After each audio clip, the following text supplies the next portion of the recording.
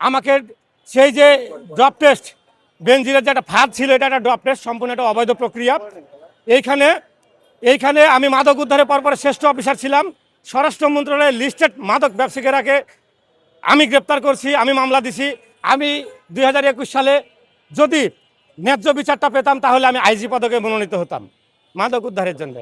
কিন্তু দুঃখের বিষয় হলো, পরিতাপের বিষয় হলো, সেই মাদক সেবনের দায়ে আমাকে চাকরিচ্যুত করা হয়েছে।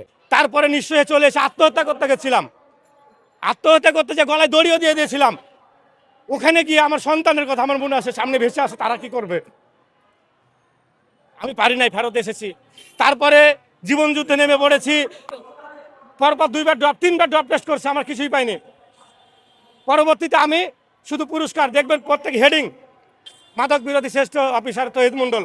পরবর্তীতে পাবেন এই মানবতার ফেরিওয়ালা, প্রত্যেকটা মিডিয়াতে পাবেন আমারে। আমি মানবতার ফেরিওয়ালা হিসাবে পরিচিত ছিলাম।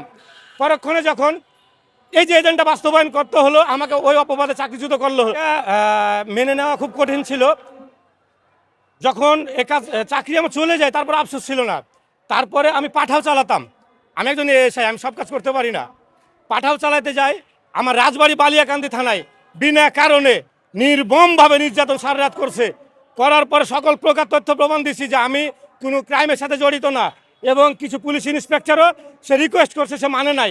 পরবর্তীতে আমার মোটরসাইকেলটাও সেখানে গেছে, তারা রেখে দিছে। আমাকে এক রাত জেলও খেটেছি আমি। আজকেই বললাম, লজ্জাতে কথা বলি নাই। সঠিক পথে ইনকাম করে বউ বাচ্চা নিয়ে চলছি।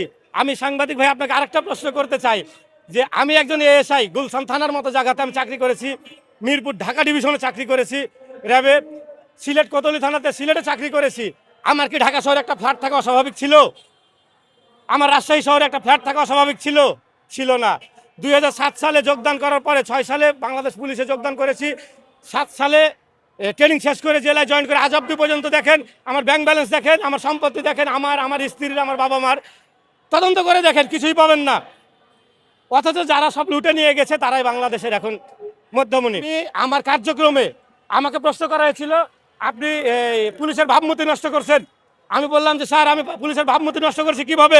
আমি সিলেট ব্র্যাক ব্যাংকের 5 কোটি টাকা ছিনতাই মামলার আসামি একাই ধরে নিয়ে এসেছি, সরকার পুরস্কার ঘোষিত আসামি। এটা কি আমি বাংলাদেশের সুনাম অর্জন করি নাই পুলিশ ডিপার্টমেন্টের? এই পুলিশ কনস্টেবল কর্তৃক শিশু হত্যা মামলার, অপহরণ মামলার আসামিকে, পুলিশকে আমি নিজে টানতে ধরে নিয়ে এসেছি। পুলিশের ভাবমূর্তি উজ্জ্বল হয় নাই? আমি মাদক উদ্ধারে পরের 3-4 বারের শ্রেষ্ঠ অফিসার, পুলিশের ভাবমূর্তি নষ্ট হয় নাই? আমি ওই 114 দেখবেন আপনার মিডিয়াতে, 114 বছর একটা বৃদ্ধাকে ড্রেনের ভিতর থেকে তুলে নিয়ে এসে তাকে নতুন জীবন দিয়ে আমি তার সন্তান হিসাবে দায়িত্ব নিয়ে সারা বাংলাদেশে আলোড়ন সৃষ্টি করছি। তখন কি এটা আমি পুলিশের সুনাম অর্জন করি নাই? গুলশান ডিভিশনে করোনাকালীন সময় আপনাদের মিডিয়াতে দেখবেন, গোপন নিউজের প্রেক্ষিতে পাবেন, এটা গোপন ভিডিও ক্যামেরার মাধ্যমে করা হয়েছিল। বুক চেতিয়ে ডিউটি করছে গুলশান ডিভিশনের সেই পুলিশ সদস্য, সেই এএসআই ছিলাম আমি, তৌহিদ মণ্ডল। সেটা কি বাংলাদেশ পুলিশের ভাবমূর্তি নষ্ট হয় নাই? বাংলাদেশের প্রতিদিন পত্রিকার পাতায় পাতায় আমার নাম থাকতো, তৌহিদ মণ্ডলের এই কাজ, ওই কাজ, হ্যান কান তেজ কান। সেগুলা কি ভাবমূর্তি উজ্জ্বল হয় নাই?